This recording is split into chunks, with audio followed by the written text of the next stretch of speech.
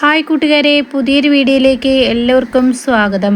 അങ്ങനെ കാർത്തികയോട് കാര്യങ്ങളൊക്കെ ചോദിക്കുകയാണ്. ഇതേ സമയം കാർത്തിക ക്ഷമയെ കൊല്ലാൻ നോക്കി എന്ന് പറഞ്ഞിട്ട് അങ്ങ് പറയുമ്പോൾ അവിടെ വിഷ്ണു ചോദിക്കുക, സത്യത്തിൽ ഇവിടെ എന്താണ് നടന്നത് എന്ന് പറയുമ്പോൾ സത്യം പറയാണ്, ഇവിടെ ഒന്നും നടന്നില്ല, ഇവിടെ നടന്നത് ഞാൻ പറയാമെന്ന് പറയാനിട്ടോ.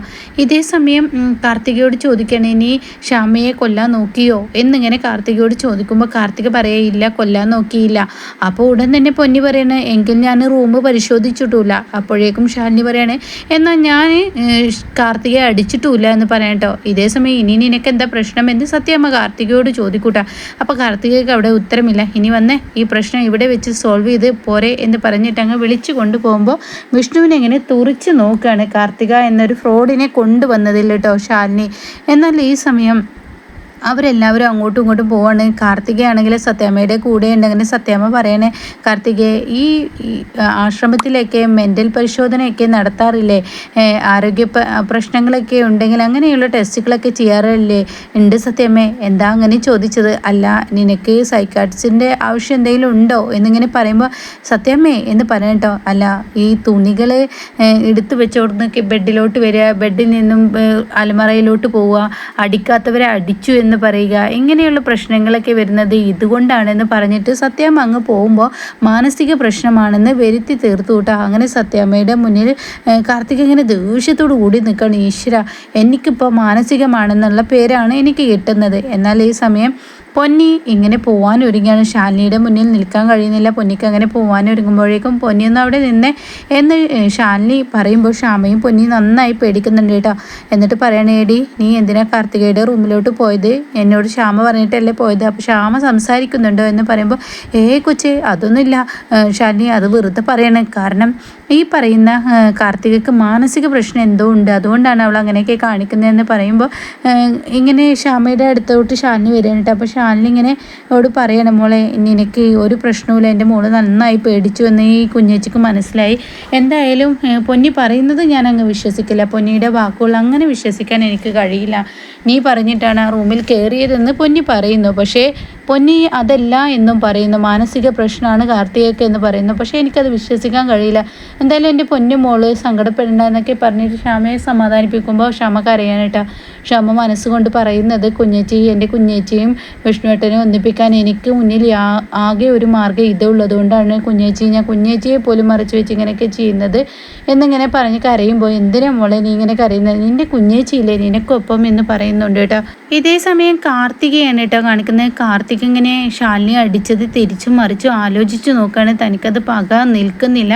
വീണ്ടും വീണ്ടും ദേഷ്യവും വാശിയും ഒക്കെ ഇങ്ങനെ കയറിക്കൊണ്ടിരിക്കുകയാണ്. അങ്ങനെ ഈ സമയം കാർത്തിക, ശാലിനി എന്ന് പറയുന്നവൾ എൻ്റെ ശത്രുവായിരുന്നില്ല, എന്നാൽ ഇന്ന് മുതൽ ശത്രുവാണ്. ഞാൻ നാടക നടിയെ പോലെ അഭിനയിക്കാനടി ഇങ്ങോട്ടേക്ക് നിൻ്റെ വിഷ്ണുവേട്ടൻ്റെ ഭാര്യയായി വന്നത്. ഇനി അതല്ല, ഇനി യാഥാർത്ഥ്യമാവാൻ പോവാണ്. നിൻ്റെ വിഷ്ണുവിനെ ഞാൻ ഇനി ആർക്കും ഇട്ടുകൊടുക്കില്ല എന്ന ഒരു മുദ്ര കുത്തുന്ന ആ തീരുമാനം എടുക്കുകയാണ് കേട്ടോ കാർത്തിക. എന്നാൽ ഈ സമയം ശാലിനിയും ആ സമയം കാണിക്കുന്നുണ്ട്. ശാലിനി ആണെങ്കിലോ ഈ പറയുന്ന ക്ഷാമ പറഞ്ഞിട്ടാണ് പൊന്നി അങ്ങോട്ടേക്ക് പോയതെന്ന് പറയുന്നത്. പൊന്നിയും ഈ പറയുന്ന കാർത്തിക എന്തോ ഒരു കള്ളത്തരം മറച്ചു വെക്കുന്നുണ്ട് എന്നുള്ളത് മനസ്സിലാവണം തൻ്റെ ക്ഷാമയും എന്നിങ്ങനെ ശാലിനിക്ക് മനസ്സിലാവണം കേട്ടോ. ഇതേ സമയം വിഷ്ണുവിനെയാണ് കേട്ടോ കാണിക്കുന്നത്. വിഷ്ണു ഇങ്ങനെ തൻ്റെ കാലിങ്ങനെ പെട്ടെന്ന് എണിക്കാൻ വേണ്ടി ബെഡിൽ നിന്ന് നോക്കിയതാണ്. അപ്പോഴേക്കും വിഷ്ണുവിൻ്റെ കാലിൽ മസിൽ കയറുകയാണ്. അങ്ങനെ വിഷ്ണുവിന് വേദന സഹിക്കാൻ കഴിയുന്നില്ല. അങ്ങനെ വിഷ്ണു കിടന്ന് അലറുകയാണ്, അമ്മേ അമ്മേ എന്ന് പറഞ്ഞ് ഒരുപാട് വിളിച്ചു നോക്കുന്നുണ്ട്. പക്ഷേ തൻ്റെ അമ്മൊന്നും ആ ഭാഗത്തോട്ട് വരുന്നില്ല. അങ്ങനെ വീണ്ടും വീണ്ടും അമ്മേ അമ്മേ എന്ന് പറഞ്ഞ് വിളിക്കുമ്പോഴും ആരും വരുന്നില്ല കേട്ടോ. ഈ സമയം ശാലിനി ഈ വിളി കേട്ടിരിക്കുന്നു. അങ്ങനെ ശാലിനി സ്റ്റെപ്പ് കയറി ഇങ്ങനെ വരുമ്പോൾ അമ്മേ അമ്മേ എന്ന് വിളിച്ചിട്ട്, കാർത്തികേ എനിക്കൊരു പുതപ്പെടുത്ത് തരുമോ, എനിക്ക് കാല് വേദനിക്കുന്നു, എനിക്കൊരു പുതപ്പെടുത്ത് തരുമോ, തണുക്കുന്നുമല്ലാതെ എന്നിങ്ങനെ വിഷ്ണു പറയുന്നുണ്ട്. പക്ഷേ ആരും തന്നെ വിളി കേൾക്കുന്നില്ല. എന്നാൽ ഈ സമയം ശാലിനി ഈ ഒരു ശബ്ദം കേൾക്കുമ്പോൾ വിഷ്ണുവിൻ്റെ അരികിലോട്ട് എത്താണ്. അങ്ങനെ ശാലിനി ഇങ്ങനെ എത്തിയിട്ട് ഇങ്ങനെ വിഷ്ണുവിനെ ഇങ്ങനെ നോക്കുമ്പോൾ എന്താ പ്രശ്നം എന്ന് ചോദിക്കുമ്പോൾ, ഇത്ര അടുത്തുണ്ടായിട്ടാണോ എന്നെക്കൊണ്ട് ഇത്രയും അലറിപ്പിച്ചത് എന്ന് പറയുമ്പോൾ ശാലിനി പറയണേ, അതിനെ എന്നെയല്ലല്ലോ വിളിച്ചത്, നിങ്ങൾക്ക് ആവശ്യമുള്ള വിളിക്കേണ്ടവരല്ലേ വിളിച്ചത്. അതെ, ഞാൻ കാർത്തികയെ മാത്രമല്ല വിളിച്ചത്, ഞാൻ അതിനു മുന്നേ വേറൊരാളെയും വിളിച്ചിരുന്നു, അത് നീ കേട്ടില്ലായിരുന്നോ എന്നിങ്ങനെ പറയുമ്പോൾ വിളിപ്പുറത്തുള്ളവരല്ലേ നല്ലത്, എന്തിനാ ഞാനിവിടെ വരുന്നതെന്നിങ്ങനെ ശാലിനി പറയണം കേട്ടോ. ഈ സമയം ശാലിനി വീണ്ടും ചോദിക്കുകയാണ് എന്താണ് വേണ്ടത്. എനിക്കറിയില്ല, എൻ്റെ കാല് നന്നായി വേദനിക്കുന്നുണ്ട്, അതുകൊണ്ട് എനിക്കൊരു പുതപ്പ് എടുത്ത് തരുമോ എന്ന് പറയുമ്പോൾ ശാലിനി അതിനെന്താ ഞാൻ തരാമെന്ന് പറഞ്ഞിട്ട് ശാലിനി ഷെൽഫിൽ നിന്നും പുതപ്പ് എടുക്കണം കേട്ടോ. അപ്പോഴാണ് രോഹിത്ത് ആ വഴി പോകുന്നത്. അങ്ങനെ ഇവരുടെ സംഭാഷണം രോഹിത്ത് കേൾക്കണ്. അങ്ങനെ ശാലിനി ഈ പുതപ്പ് കൊടുക്കുമ്പോൾ ഇങ്ങ് എന്ന് പറഞ്ഞിട്ട് വിഷ്ണു മേടിക്കാൻ ഒരുങ്ങുമ്പോഴേക്കും വിഷ്ണു അവിടെ വീഴാൻ പോവാണ് കേട്ടോ. അപ്പോൾ അടി തട്ടുന്ന വിഷ്ണുവിനെ തൻ്റെ കൈകളിൽ ശാലിനി കോരി പിടിക്കുകയാണ്. അങ്ങനെ വിഷ്ണു ട്ടാ എന്ന് പറഞ്ഞ് അങ്ങ് പിടിക്കുമ്പോൾ അപ്പം എന്നോട് നിനക്ക് സ്നേഹമൊക്കെ ഉണ്ടല്ലേ, അത് ഒരു നേഴ്സ് ഒരു രോഗിയെ പരിചരിക്കുമ്പോൾ, ഒരു ഡോക്ടർ രോഗിയെ പരിചരിക്കുമ്പോൾ ഏതർത്ഥത്തിലാണ് ആ സ്നേഹമേ നിങ്ങളോട് എനിക്കുള്ളൂ എന്ന് പറയട്ടോ. ഇതേ സമയം വിഷ്ണു ശാലിനി നീ എന്തിനാ കള്ളം പറയുന്നത് എന്ന് പറയുമ്പോൾ ഉടൻ തന്നെ നിങ്ങൾ കെടുക്ക്, ഞാൻ നിങ്ങൾക്ക് പുതപ്പിട്ട് തരാം. അപ്പോൾ രോഹിത്ത് ഇത് കാണുകയാണ്. അപ്പോൾ രോഹിത്ത് ഇങ്ങനെ മനസ്സുകൊണ്ട് ചിന്തിക്കുകയാണ് ഇവർ തമ്മിൽ ഇപ്പോഴും പൊട്ടലും ചീറ്റിലൊക്കെ ആണെങ്കിലും ഇവരുടെ ഉള്ളിൽ പ്രണയം നടന്നുകൊണ്ടിരിക്കുകയാണ്. അതുകൊണ്ട് തന്നെ ഇവരെ ഒന്നിപ്പിക്കാൻ ഏറ്റവും നല്ല വഴി ഞാൻ തന്നെ കണ്ടെത്തണം എന്നിങ്ങനെ രോഹിത്ത് ചിന്തിച്ചിട്ട് ഇവരുടെ ഡോറിൽ ഇങ്ങനെ നിൽക്കുന്നുണ്ട് കേട്ടോ.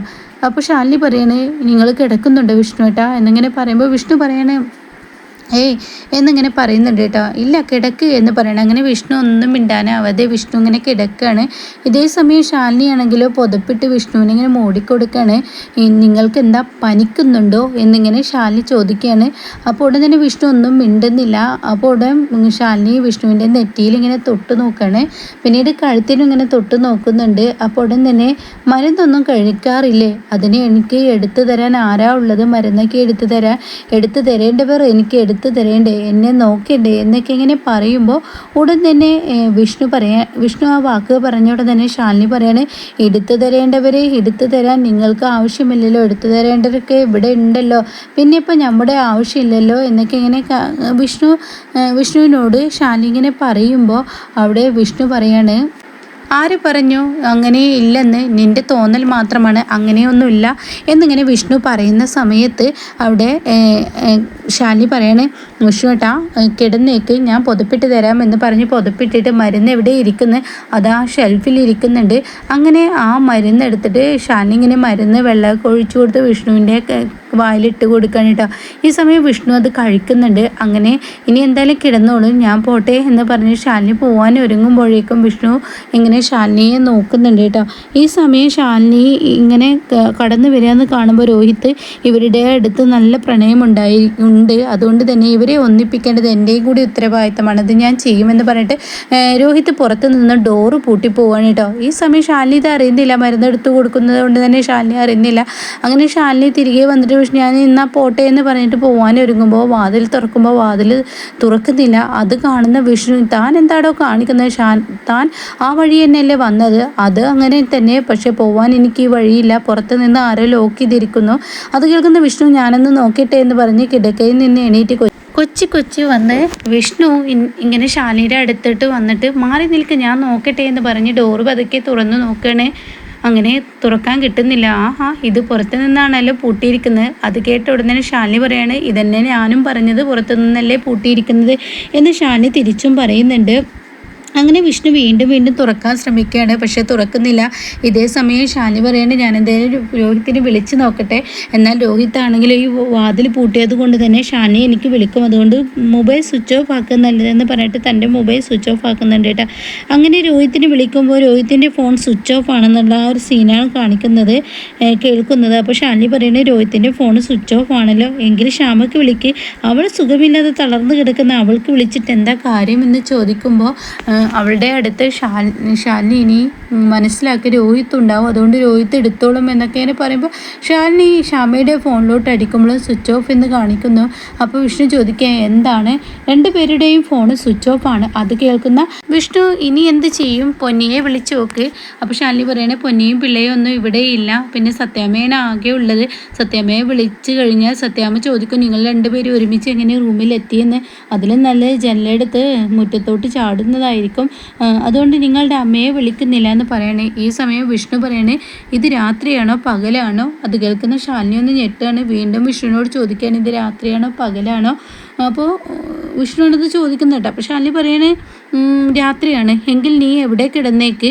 അത് കേൾക്കുന്ന വിഷ്ണുവിനോട് ഇവിടെ കിടക്കാൻ അതെങ്ങനെ നടക്കുമെന്ന് ശാലിനി പറയുമ്പോൾ അതൊക്കെ നടക്കും, ഇവിടെ സ്ഥലമുണ്ടല്ലോ, നേരെ വിളിക്കുമ്പോൾ ആരെങ്കിലും ഡോറ് തുറക്കുമ്പോൾ നിനക്ക് എണീറ്റ് പോവാ, നീ ഇവിടെ കിടക്കുകയെന്ന് പറയാൻ കേട്ടോ. എന്നാൽ ഈ സമയം ശാലിനി അതൊന്നും നടക്കില്ല എന്ന് പറഞ്ഞ ഉടനെ എന്താ നടക്കായിക, ഇവിടെ കിടന്നോളൂ, എൻ്റെ അടുത്ത് വന്ന് കിടന്നോളൂ, അപ്പോൾ ഉടൻ തന്നെ ഇരുന്നുറങ്ങാനൊന്നും നിൽക്കണ്ട, നിന്നുറങ്ങാനൊന്നും നിൽക്കണ്ട, എവിടെ വന്ന് കിടന്നോളൂ എന്ന് പറയുമ്പോൾ ഇല്ല, ഞാൻ ഇവിടെ എവിടെയെങ്കിലും ഇരുന്നുറങ്ങിക്കോളാം. നിന്നുറങ്ങി എന്തെങ്കിലുമൊക്കെ അങ്ങ് ചെയ്തുകൂടെ എന്ന് പറഞ്ഞ് വിഷ്ണു ദേഷ്യത്തോടു കൂടി അവിടെ നിന്ന് പോയി തൻ്റെ കട്ടിലേക്ക് കിടക്കാൻ നോക്കുന്ന സമയത്ത് വിഷ്ണു വീഴാൻ പോകുമ്പോൾ ഷാലിനി ഓടി വന്ന് വിഷ്ണുവിനെ കൈകളിൽ കോരിയെടുക്കുന്ന ആ ഒരു സീനിലാട്ടോ എപ്പിസോഡ് നിർത്തിയിരിക്കുന്നത്. അപ്പോൾ നാളത്തെ കിട്ടിലൻ പ്രൊമോ തന്നെയാണ് കേട്ടോ.